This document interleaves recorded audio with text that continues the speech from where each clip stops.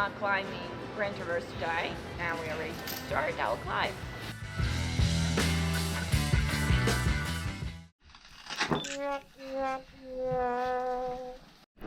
We started walking on a ski trail at around 7:30 am. Wanted to get there early because it was Sunday and competition for a packing spot is high. We hiked up to the top of the Shadow Basin ski lift, which is around 1900 meter high. Then we gained the ridge dividing the Shadow Basin from the lake altar. At 2000 meter point we decided to put on our gear, letting other climbers and guided parties go ahead. Here is frozen Alta Lake in front of us, and it's a beautiful day,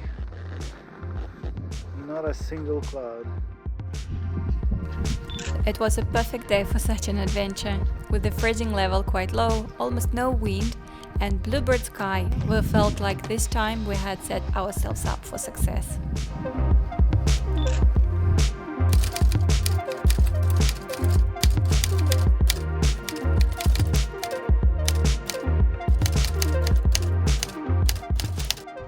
Walking along the gentle slopes, we arrived at the helipad, where the more challenging terrain begins.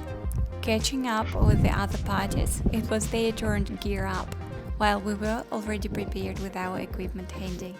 So we had helipad for a few parties around us.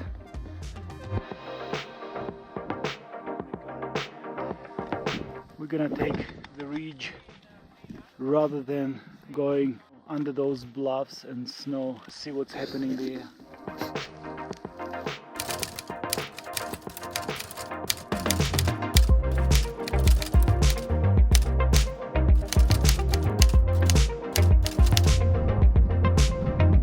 We were supposed to follow a route that would take us about 20 meters below the ridge on the east side and then climb back up. However, we encountered a traffic jam on that path as we saw a guided group struggling with their decisions. Another option was to walk directly on the ridge, but it could be more dangerous and exposed. Since we wanted to keep moving, we decided to take the upper route.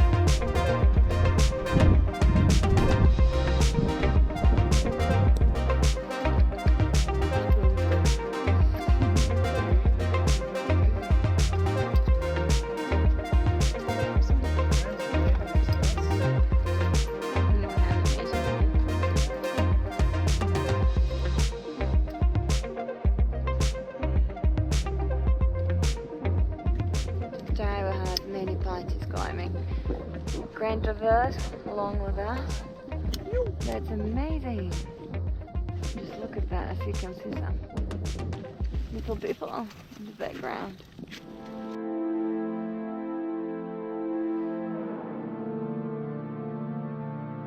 As the route got closer to the first double cone summit, there are several steep faces that required us to climb straight up. These are the most challenging parts of the route. To tackle these steps we had a complete set of cams, 0.5 to number 3 and smaller walnuts on our rack, as well as 2 shorter and 4 longer alpine quick draws and 4 longer Dyneema slings for our anchors.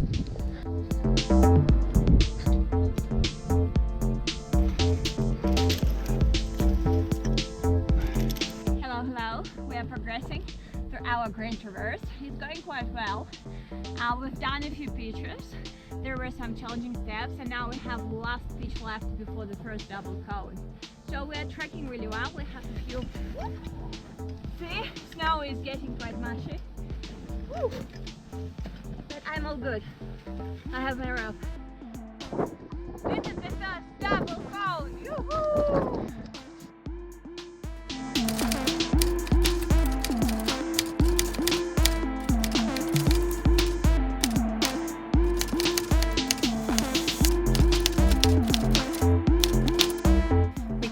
Walked along the ridge of Double Cone's North Peak, navigating the icy sections with caution.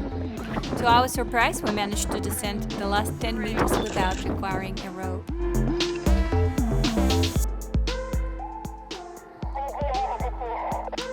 The snowy gap between the peaks appeared safe to land on, and we proceeded to tackle a steep rock face, alpine rock grade 7 to 8, before reaching the higher summit, which marked the halfway point of our journey. We are on the top of the second double cross. We've done half of the traverse and we've done the hardest part.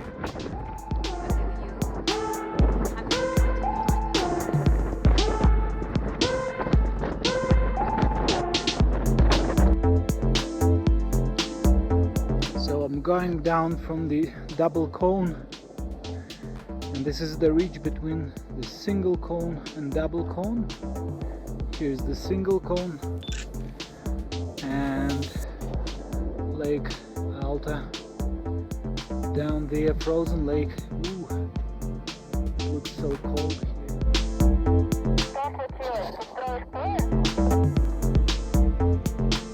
The descent from the second summit to the top of the Grand Couloir was straightforward. The Great Couloir, with its steep terrain, provides a thrilling experience for those seeking a challenging ski adventure.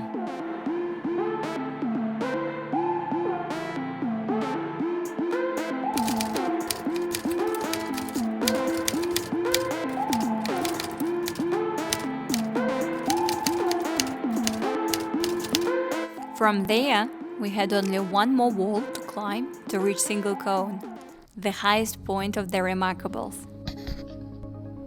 To avoid the gendarmes, we followed ledges and ramps on the Lake Alta side and then returned to the ridge. We knew that reaching the top would reward us with breathtaking views spanning from Fjordland to central Otago. After reaching the summit, it was a perfect moment to celebrate and savor the achievement with a good kumara sandwich.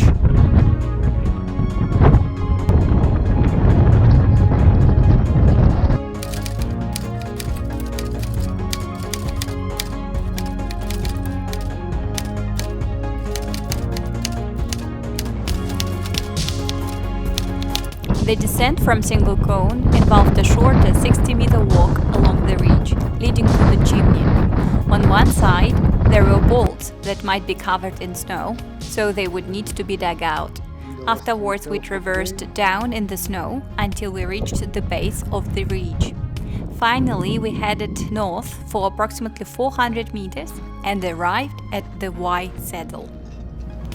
The entire adventure, including breaks for snacks and filming, took us approximately 10 hours to complete the traverse. While the fastest recorded time on this route is an impressive 1 hour and 20 minutes, we weren't aiming for speed. Our main goal was to be present in the moment, and that was the most rewarding experience for us.